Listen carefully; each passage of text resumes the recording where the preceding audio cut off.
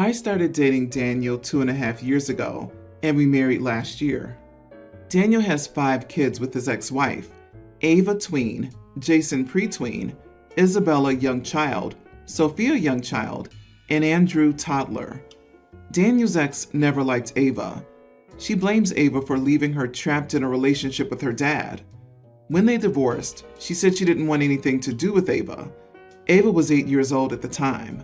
Ava's mom left, but had a relationship with her siblings, which destroyed her. She had to go to the hospital 3 times over the first 4 months. She didn't sleep or eat and would have panic attacks at school. The week Ava's siblings were there with their mom was the hardest, because it was a constant reminder that her mom loved her siblings and not her. She would barely get out of bed those weeks. So around 2 years ago, I surprised her with a day trip to the beach. I bought her a cute swimsuit. We got ice cream, we went boogie boarding, went out to eat, and went shopping. It was the first time I'd seen her smile in weeks. After that, I noticed it was helping Ava, so we started going out more. When her siblings are here, it's something small like dinner before therapy, but when they're not here, we go camping, we go hiking, try new restaurants, go back to the beach, etc., and she loves it. I don't spend nearly as much one-on-one time with the other 4 kids for 2 reasons. These kids already have a mom that loves them, and they don't need it as much. It is so much easier to do anything with 1 kid than 5. When I spend time with Ava, I stick her in my Honda and we go. When I have all 5 kids, we take a big passenger van, and they fight over everything. Going somewhere takes twice as long, because I have to keep pulling over and break up a fight. I take all kids out 1 to 2 times a week when they're with us, but it's not usually a big trip like what I do with Ava. We'll go to the beach 20 minutes away instead of the one almost 2 hours away. We'll go on the walking trail by our house instead of a 4-mile hike. Sometimes we have picnics in the park. The big thing this summer is the amusement park. I'll take all of the kids with their dad or their nanny. We'll go on some rides together. Then one of us will take the 2 older to go on all the scary rides they want, while the other takes the younger 3 to the kiddie rides that the older 2 are way too big and mature to go near. Then we meet up at the water park. We've done this at least once a week this summer. Recently, my husband asked me to start taking the younger 4 on day trips, like the kind Ava and I go on, because they're starting to get jealous. I said I'll try to plan more fun activities, but my trips with Ava aren't suitable for all 5 kids. He said I should try to treat the kids equally and either not take Ava or take everybody. I said I will when he takes all 5 kids camping or on a 4-mile hike by himself. He called me a bad stepmom, so I wanted to know if I was the idiot. Not the idiot. That poor little girl. You may not have come up with a perfect solution for helping this child, and it may be unfair to her siblings, but you're putting a hurting child first. She's lucky to have you. If anything OP does is unfair, it's caused by the unfair behavior of the biological mother. Therefore, trying to help and balance out an unfair situation shouldn't be called unfair. That would be excusing the root problem. Ava's mom should never be referred to as her mother ever again. That woman disgusts me more than I've ever been disgusted at a person before. She's the biggest idiot of them all. So your husband's okay with Ava's mom disowning her, but he's not okay with you trying to make up for it to make her happy and feel loved. That is so messed up. I can see the other kids viewing it as unfair. However, Ava needs a mother, and they just need a stepmother. They weren't abandoned. Their dad should realize this. In the long run, the others might be grumpy, but you're going to save Ava a lot of trauma by being there for her. Are we sure the other kids aren't being harmed somehow by their mother? I'd be shocked if the mother hasn't recast someone in Ava's role of scapegoat. I'm still pondering her logic. She wants nothing to do with her oldest daughter, blaming the daughter for her being trapped by the girl's father, but then goes on to have 4 more kids with him? The bio mom seems unhinged and shouldn't have alone time with any of these kids. When my husband Ty and I were wedding planning and looking at cakes, his sister Jen suggested we use a friend who bakes and decorates cakes and runs her own small business. We said yes, as we both support small locally owned businesses, and the friend, Cass, seemed good at what she does. I have celiac, and prefers certain gluten-free flours over others. Cass was cutting us a good deal on the cake, so Ty and I agreed we'd pay for the ingredients, have them delivered to Cass, and we'd pay for the cake when it was delivered to our wedding and give her a generous tip. The wedding day came. The cake was beautiful, but not quite what we asked for. We asked for a sunflower-themed cake with white fondant. This one had rose gold fondant and blue wildflower decorations. As Ty and I were cutting the cake, Cass was standing near us and kind of whispered the cake was not gluten-free and for me not to eat it, but she'd grabbed a few gluten-free chocolate chip cookies for me so I wouldn't be left out entirely. So I didn't even try my wedding cake. The cookies were okay, but it wasn't the same, and I had a hard time hiding my disappointment. But we did end up pulling Cass aside to ask her what happened. She explained she got swamped, had other gluten-free orders come in, and used all the gluten-free flour we had sent her, and ended up forgetting about our cake until a few days before the wedding, so she put it together with the extra stuff she had lying around. Cass apologized that the cake wasn't exactly what we asked for, but said she ran out of sunflowers and plain white fondant, but felt the rose gold and blue wildflowers worked just as nicely, even if it didn't match our wedding theme. Ty and I told Cass we appreciated and accepted her apology and explanation, but we wouldn't pay for a cake we didn't order and I couldn't eat. However, we did offer to reimburse her for gas money and pay a delivery fee because she did drive an hour to bring the cake to our wedding. Cass was upset and told us never mind and said people are always trying to take advantage and screw over small business owners before walking away. Later, Jen talks to us and is upset because Cass was sitting outside alone and was in tears. Apparently, she was counting on the money she expected from us to help pay for some stuff. Jen said that we're being unreasonable and unfair because even if the cake wasn't perfect, Cass put a lot of time and effort into making something that nice, and we failed to appreciate and compensate for her hard work. Am I the idiot? Man, I was totally expecting some insane Bridezilla BS, but after reading this, just wow. Am I to understand that you paid for special gluten-free ingredients to be sent to her, and she then used those ingredients to fulfill other gluten-free orders? She stole from you. She forgot about your cake and then put one together with whatever supplies she had? She never treated your cake like a real job. You were never a real client to her. There's no reason for you to treat her like a professional because she never treated you like she would the clients she used your flour on. I would be asking to be reimbursed for the flour she used for the other clients, not giving her money. You are not the idiot.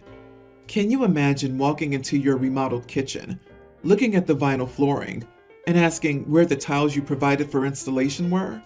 And the contractor said they used your tiles on another project, but the vinyl was just as pretty and took the same time to install, so you need to pay for their services. I wouldn't pay a dime. Oh my God, this is such a good analogy. It is a scam used by contractors, charging Bob for materials and using them in their construction. Your sister's trying to keep the pace not to ruin her friendship, which I guess I get, but if I provided a source for something special for a family member, I'd be mortified if my friend did this. My son was born on my mom's birthday, and I knew it would turn into a crap show from day one. My wife felt strongly that our son should not have to share his birthday and that children come first. I agreed that I wouldn't be prioritizing my mom over our son on his birthday. Still, without my consent, my wife told my mom that in a rather aggressive fashion, and my mom said she didn't care, but we better not guilt her for not being available on that day. This has led to a Cold War filled with silent judgment. My mom made a brief appearance for his first birthday, but that was it. He's now a young child, and every year, I feel like everyone hates everyone. My wife makes snarky comments about my mom for celebrating on the day and the following Saturday. My sister and her fiance are cold to me. Last year, there was a blow-up because my mom's husband wanted a logical explanation as to why I couldn't hang out with them when my son was sleeping. I couldn't rationalize it, so he called me names and hung up on me. It's almost their shared birthday, but this one is a big one for my mom, 50, and I really want to be there. I talked to my mom and asked if she would consider moving the date so that I could be there. She told me I was rude and said, "Who even asked that?" I explained that my son has to come first, and he's a kid, so it's important that he feels special. My mom said he's my kid, that it's my responsibility, and of course she isn't moving her party. I did get a tiny bit emotional about how much I miss her, and I never see her due to the bad blood with my wife. My mom said I was guilt tripping her, and her birthday isn't about me. She left in a bad mood, and now everyone is furious with me. I've been called a misogynist. They think I think she should put the kid first because that's what women do. I never said that. Selfish, egomaniac, and whipped. I didn't think she'd take the conversation as badly. You are the idiot. Impossible to know exactly how this started, but from your wording, it sounds like your wife caused all of this because she wanted your child's birthday to be only his. It's not. No birthdays are only one person's day. I'm shocked you all didn't think it was awesome and just shared the day. What's wrong with you all? Why are you making this a problem?